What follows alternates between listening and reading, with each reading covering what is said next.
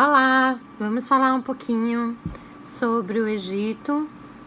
Vamos começar lembrando que no começo da história o homem era nômade, vivia da caça, mas chega a hora que ele descobre que ele pode se alimentar do que vem da terra.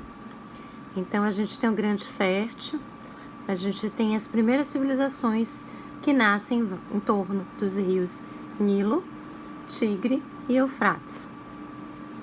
No começo, quando o homem vivia da caça, a gente ainda não tinha uma formação de cidade, a gente tinha uma formação de aldeia, porque todo mundo tinha praticamente a mesma função. Existia um chefe, mas todo o resto tinha a mesma função e eles viviam em grupos para se proteger.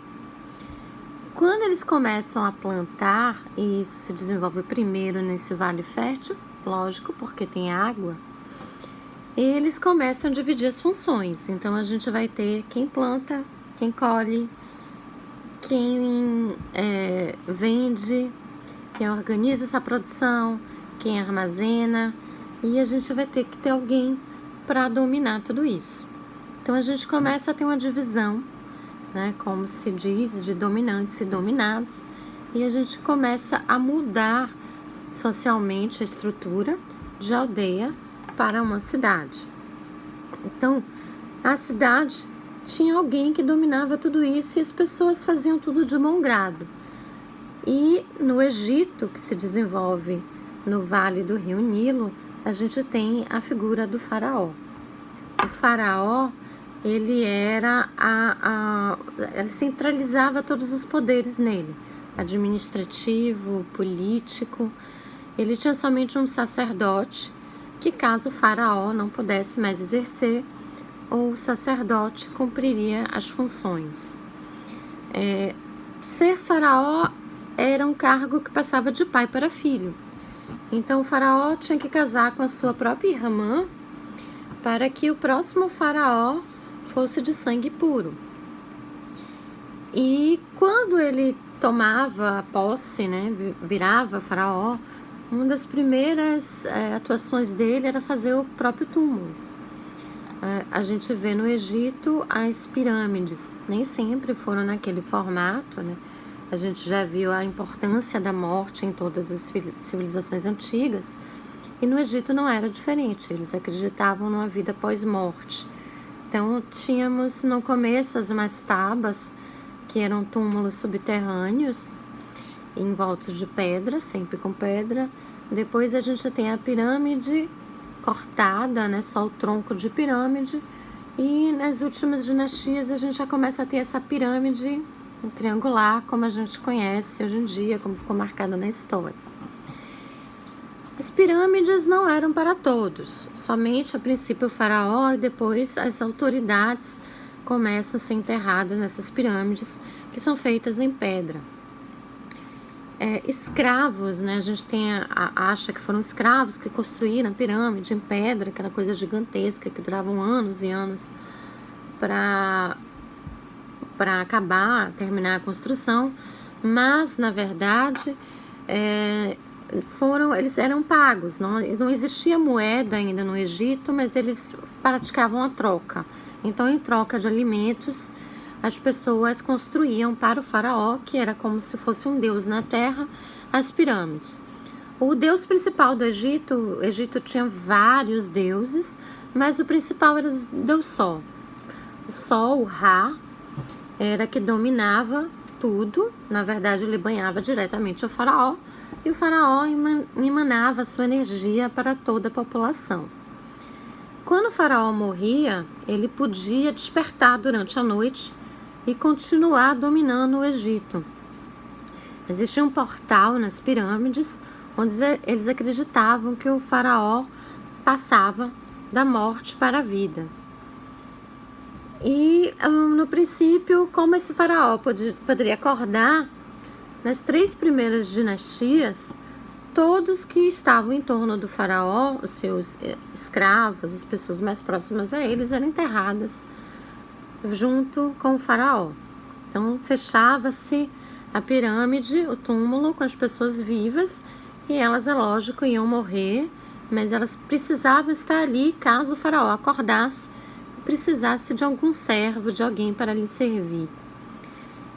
Também as riquezas do faraó eram enterradas juntas, assim como na própria pirâmide também tinha uma sala aos alimentos do faraó. O faraó poderia acordar com fome e querer alguma coisa, então tinha alimentos, riquezas e trabalhadores.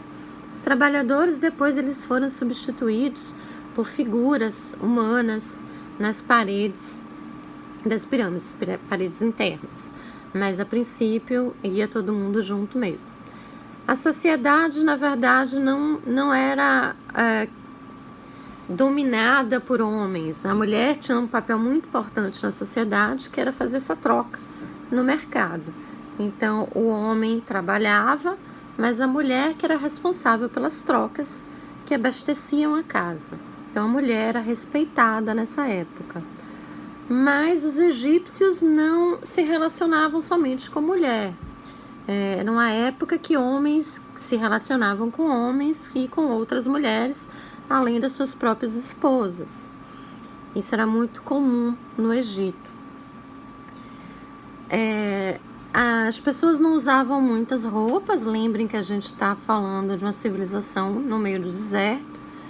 Então, as escravas usavam somente adornos, colares no pescoço, os cintos, os braceletes, as chamadas escravas. E as roupas só para as pessoas com um posto mais alto, geralmente feito de um linho muito fino. Cabelo também era uma coisa que eles não cultivavam. Quanto mais alto o seu cargo, menos cabelo você deveria ter. Então, aquilo que a gente vê, aquele corte de cabelo, na verdade são perucas, porque o próprio cabelo era raspado.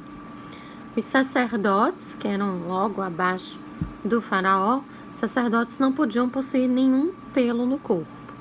Era da religião deles, uma religião de muitos deuses em formas semi-humanas. Eles eram uma mistura, eles tinham cabeça de animal, corpo humano, mas deuses dedicados sempre à natureza ou a fenômenos da natureza. A cidade egípcia era dividida em duas. Era uma cidade cercada, né? Porque ela podia ser atacada, já que ela tinha recursos, alimentos e excedentes de alimentos.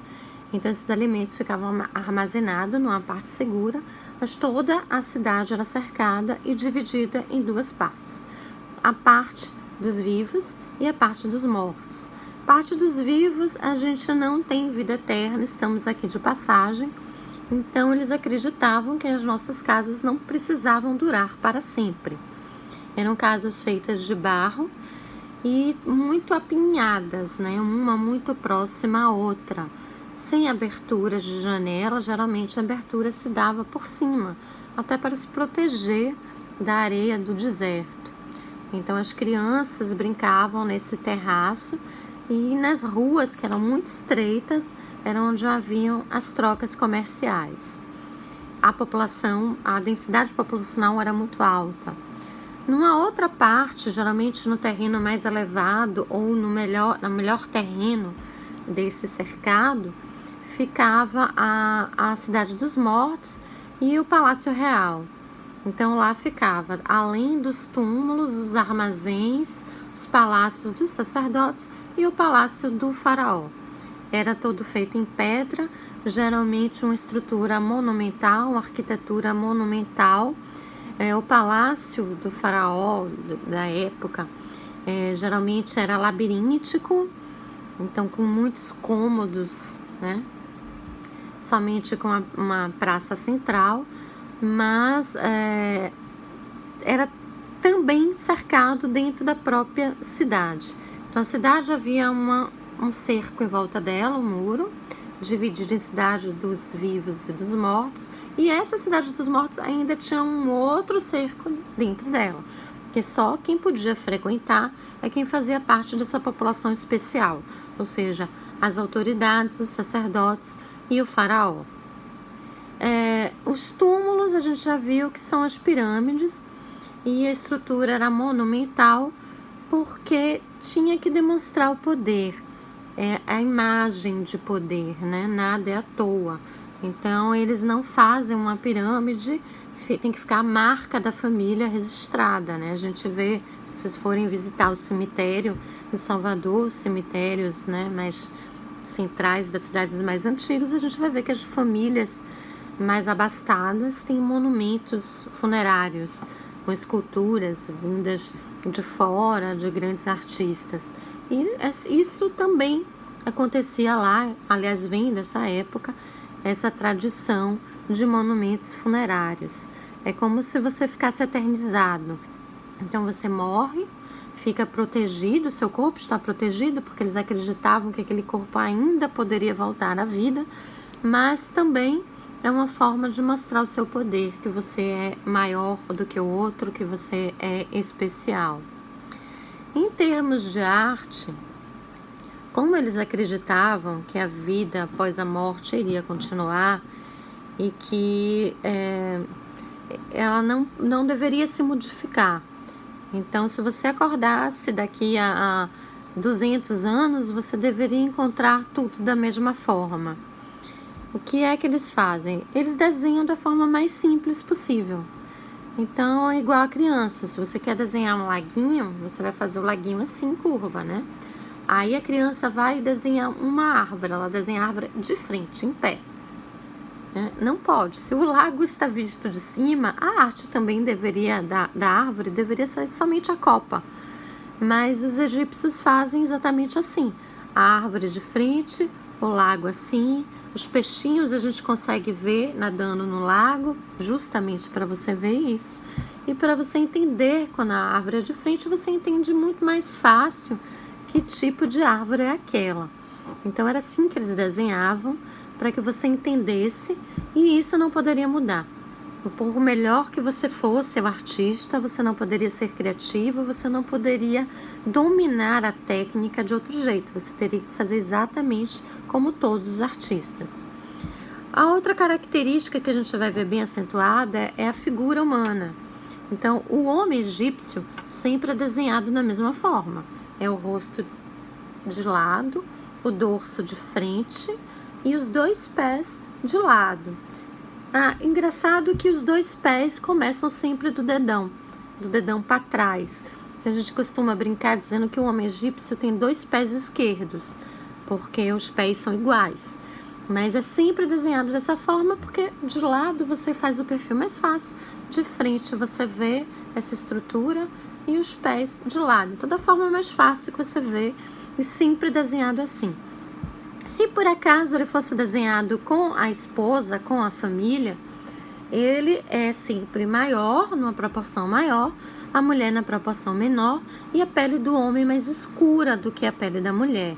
Isso começou a ser desenhado quando as autoridades começaram a ter seus túmulos funerários também.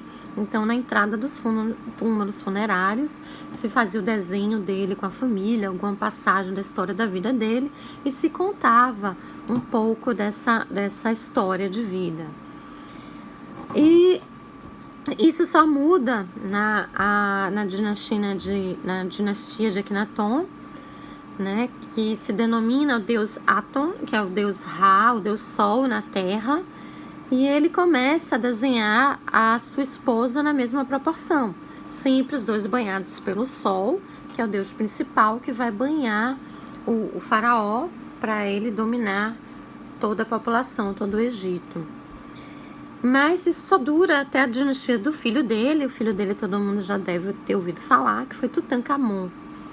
Tutankhamon foi excluído da história do Egito. O túmulo dele só é encontrado em 1922. Até então ninguém sabia da existência dele. Mas como ele foi excluído da história, logo depois de Tutankhamon, quando o sacerdote assume esse poder, a história volta a ser desenhada da mesma forma. Homens maiores, mulheres menores. Então só durou no rei, no Akhenaton e no Tutankhamon. Depois volta e só vai modificar novamente lá no começo, quando eles têm o contato com outras civilizações, principalmente o Império Romano. Mas o que fica sempre é isso. Os egípcios não mudam, eles têm uma rigidez no desenho, justamente porque eles acreditavam nessa vida eterna. Então, estruturas de edificação arquitetônica sempre feita em pedra para durar mais tempo e os desenhos sempre da mesma forma, não modificados para que todo mundo pudesse entendê-los.